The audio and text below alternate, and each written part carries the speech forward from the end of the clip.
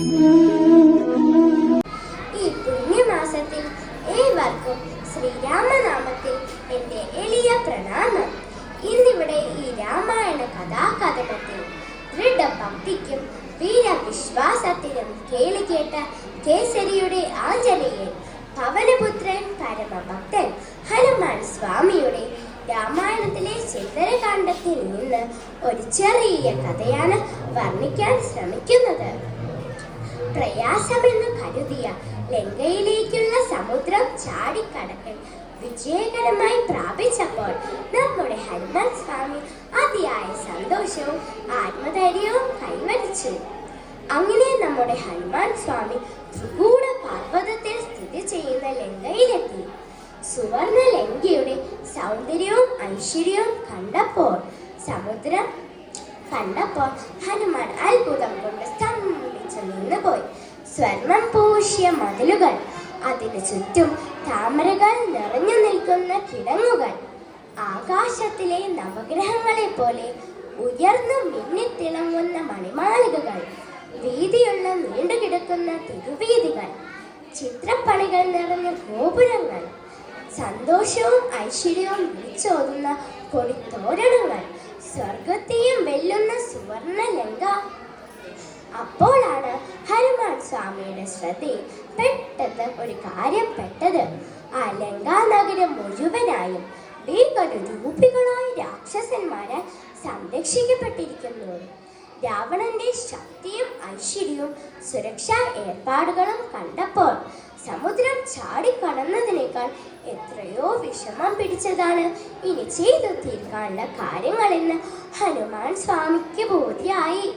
അങ്ങനെ ശങ്കിച്ചു നിന്ന ഹനുമാൻ സീതാദേവിയെ തിരയാൻ തുടങ്ങിയപ്പോഴാണ് തന്റെ ശരിയായ രൂപത്തിൽ ഇറങ്ങി നടന്നുള്ള അപകടത്തെക്കുറിച്ച് ഹനുമാൻ ചിന്തിച്ചത്. അപ്പോൾ നമ്മുടെ ഹനുമാൻ സ്വാമി സ്വയം ഒരു പൂച്ചക്കുട്ടിയുടെ വലുപ്പത്തിലേക്ക് ചുരുങ്ങി ആരാലും ശ്രദ്ധിക്കപ്പെടാത്ത രീതിയിൽ സീതാദേവിയെ തിരഞ്ഞു. ആരും തന്നെ ശ്രദ്ധിക്കില്ലെന്ന ധൈര്യത്തോടെ സീതാദേവിയെ തിരഞ്ഞു നടന്ന ഹനുമാൻ സ്വാമിക്ക് ലങ്കാലക്ഷ്മി എന്ന നഗര ദേവതയുടെ കണ്ണുവെട്ടിക്കാൻ കഴിഞ്ഞില്ല. ഹേ വാനര, നീ ഇവിടെ എന്തിനു വന്നു? എങ്ങനെ വന്നു? ആ ഭയങ്കര രാക്ഷസി അലറിക്കൊണ്ട് ചോദിച്ചു. അപ്പോൾ നമ്മുടെ ഹനുമാൻ സ്വാമി സൗമ്യതയോടെ പറഞ്ഞു, എല്ലാം ഞാൻ സത്യമായി തന്നെ പറഞ്ഞു തരാം. നീ ആരാണെന്ന് പറഞ്ഞില്ലല്ലോ, ആദ്യം അത് പറഞ്ഞാലും. ഞാൻ ലങ്കയുടെ ദ്വാരപാലിക. രാവണന്റെ ആജ്ഞപ്രകാരം ലങ്കയുടെ കാവലാണ് എൻ്റെ ജോലി. എൻ്റെ കണ്ണു വെട്ടിച്ച് ലങ്കയിൽ ആർക്കും കടക്കാൻ കഴിയുകയില്ല. കടക്കാൻ ശ്രമിച്ചാൽ അവന്റെ കഥ തീർന്നത് തന്നെ നീ ചെയ്യും. അത് കേട്ടപ്പോൾ ഹനുമാന് കോപം വന്നെങ്കിലും ഹനുമാൻ സ്വാമി സൗമ്യതയോടെ പറഞ്ഞു, ഈ മനോഹര നഗരത്തിന്റെ സൗന്ദര്യം നേരിൽ കണ്ട് ആസ്വദിക്കാൻ മോഹിച്ചു വന്ന ഒരു പാവം വാനരനാണ് ഞാൻ. എന്റെ സമ്മതമില്ലാതെ നീ ലങ്ക കാണാൻ പോകുന്നില്ല എന്ന ഭയങ്കര രാക്ഷസി അലറിക്കൊണ്ട് വായുപുത്രനെ ആഞ്ഞടിച്ചു. കോപത്താൽ നമ്മുടെ ഹനുമാൻ സ്വാമി യഥാർത്ഥ രൂപം കൈവരിച്ചു.